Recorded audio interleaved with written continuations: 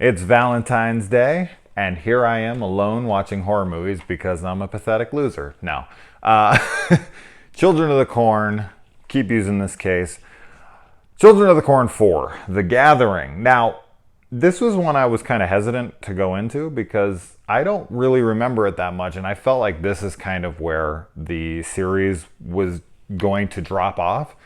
But no, I really enjoyed this movie. I thought that this movie had a really even tone that just built very well. And there was some great creepy imagery. The film just felt very eerie. It had fairly good atmosphere that was retained throughout and some decent performances. Obviously, Karen Black is in this, and she's really good. And the unbelievably gorgeous Naomi Watts in this. Oh my God. Now, Naomi Watts is usually beautiful, don't get me wrong, but I just found her stunning in this movie. And I thought she was really, really good in this movie. Not like her best performance by any means, but I think maybe because I went into this expecting like not good, I was actually pleasantly surprised by how much I fully enjoyed this movie. So let's get into the movie itself. I really, really like the opening shot of this movie with the kid with the dark eyes. I don't know what it is about that shot, like that opening. But there's something about it, like just it just starts right on this like almost dead looking kid's face. And then Karen Black opens the door and he puts his hand up, no words, and his hand's bleeding, and she lets him in. And not only did I like the look of it, but it also made me consider and wonder, like, when I see movies where an adult comes to the door at night and is like, can I use your phone? Whatever. Instantly, no. Like, that's just a big no to me. Instantly. I know that. If anybody came to, I mean, knock knock maybe has a different scenario, two gorgeous women. That would be hard. But when in this movie, it's a kid. And to think of like a child coming to my door injured. Yeah, I mean, pretty much 100% positive I would let an injured child into my house. And you just don't expect children. And I think that's what's so effective about, killer kid movies, is that you just don't ever expect it. Which is coincidentally, I just read in the news that a kid just shot up yet another school. So here I am talking about kids being innocent, and fuck, right now, not so much. But yeah, I mean, these are children in this movie, though. These are like young kids, and you just don't expect that kind of stuff. One day I'll have to talk about The Good Son with Macaulay Culkin, because I think that's just one of the creepiest, most fucking crazy killer kid movies. Anyway, let's not get into other movies though. We get the religious radio back here. I always like connectivity throughout. Now, of course, there's other connective elements like the corn and the children being led by whatever. But I don't know, the religious radio that they always click on, it for me is just that one constant that feels like the same thing throughout all the films and really connects them very well. So I like that that's retained here throughout the movies. The opening is awesome, but then it's a dream fake out. And I hate dream fake outs. I've said that a million times. But there's so many dreams in this movie that it almost becomes its own part of the film. Like it's almost like its own plot line is the dreams within the film. And they have like underlying messages towards the characters, towards their fears or their regrets or whatever. So they actually kind of fit the film, and taking them as a whole as at the end, I kind of like them, but I'm not a huge fan of dream sequences in films. There, of course, are exceptions to every rule. I mean, I love Inception, and like the whole movie's a fucking dream, maybe. So yeah, I don't know. That's tough. The dream sequences in this are tough for me because I really like a lot of the imagery. I really like a lot of the eeriness in the dreams. But I hate that they're like taken away. I can't stand that stuff. there's a drunk in this movie who drops his bottle of liquor and it's right there in front of him. He can't reach it. And instead of stepping over the small barrel that is literally like at the height of maybe his knee or like low thigh, he decides to, instead of just stepping over that or picking that up and putting it out of the way and just grabbing the bottle of liquor, he gets on the ground, lays down, and tries to shimmy his way on his back underneath insanely dangerous farming equipment with spikes on it and whatnot. Then, of course, gets caught under there and gets his arms, like, you know, things start falling from the ceiling, and then a kid comes over and cuts his head off. A lot of good gore in this, like a lot of good kills. I enjoyed the kills in this movie, added to that. And the kids in this movie are creepy. The ones that are, you know, that are part of, I'm guessing, the ghosts of the Gatlin kids. I guess that's where this is going. This goes for a much more supernatural route with the kids.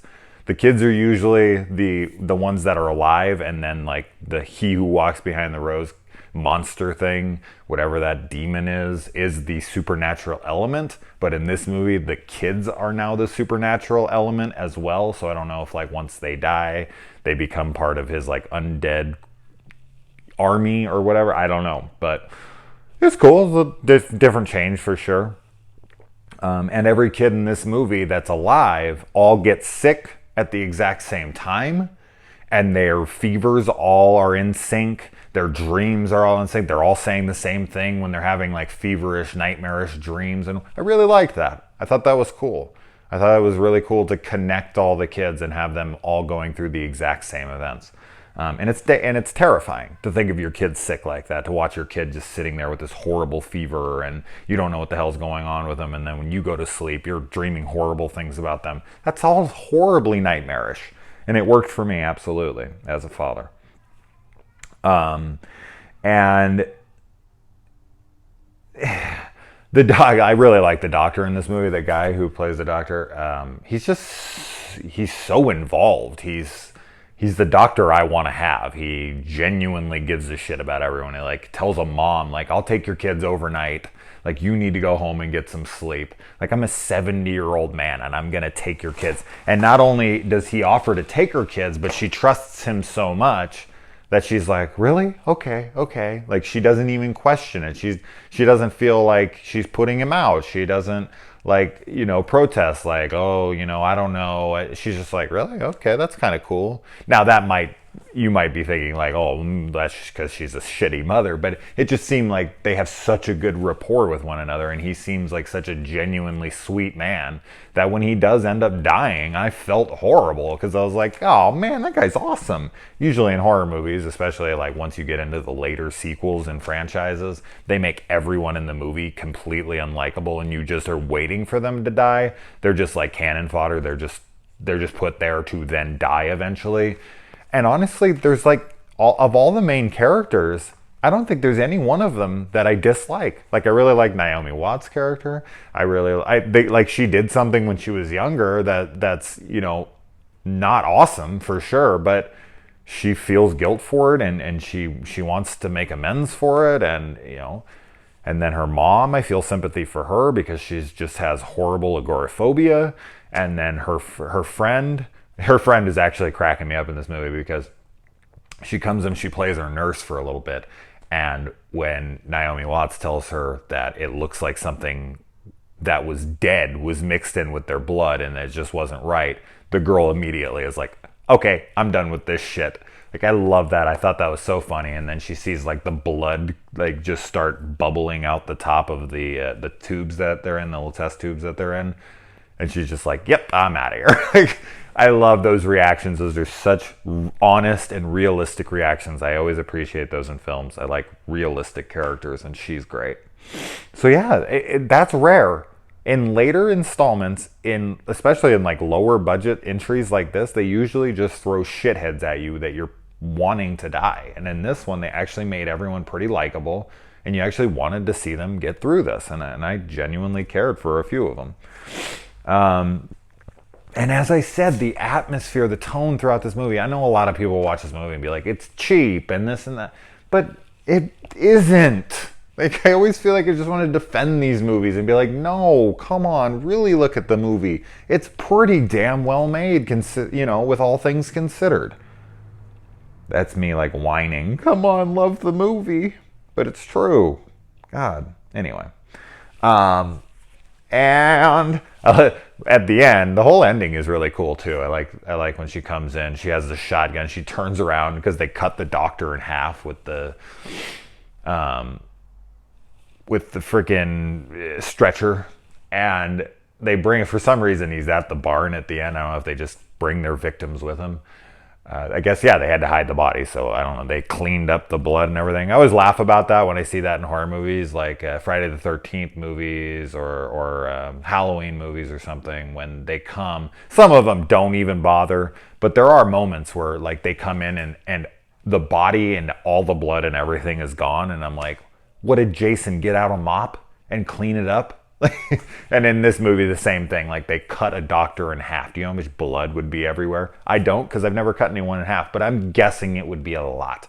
So to think that the ghost kids in this movie, or the demonic twins that are possessed by the old twins from the past, had to get down on their hands and their knees with cleaning equipment and clean it all up. I mean, I guess there could be some supernatural cleaning element where they're just like hocus pocusing shit away. But there's a reason they don't show those scenes. There's a reason that we have cutaways in movies, because there's certain things that just would look stupid no matter how you did it.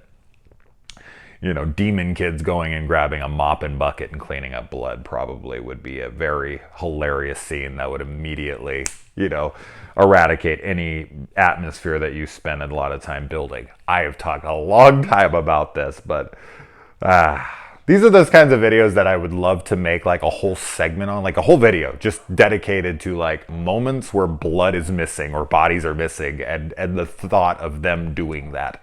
And I feel like I've just buried this in a video that like 5 people will watch. So I might have to just salvage this up again for its own video so that no one can watch that either. But I love that when they see the doctor's body, she goes and she shoots. Like, she turns around and she shoots his half body. It just, I don't know. It just feels like it adds insult to injury that this nice doctor, got cut in half, and then they throw his like half body in the room, and she just turns around and blows it away. The way that it like falls back, it just looks so pathetic. Like, it just, I don't know. It's like, oh man, come on, have more respect for the dead. It made me laugh.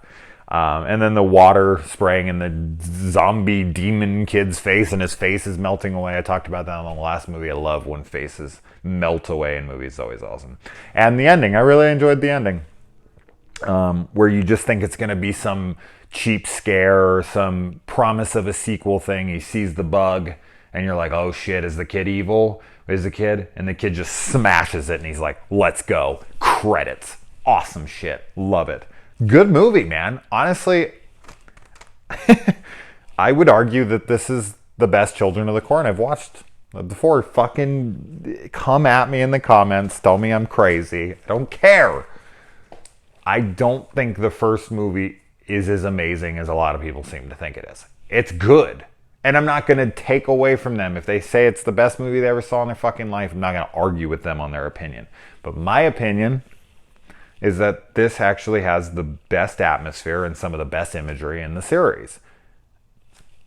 Fucking sue me. Anyway, all right, guys. I know, I'm almost positive the next one's not good. But at least Eva Mendes is in it. I don't think she's in it a ton, but she's in it enough to keep me invested enough to look at the screen. But all right, I will be watching part 5 and part 6 later tonight, and I will get those reviews to you as soon as possible. Until then, guys, happy Valentine's Day. All right.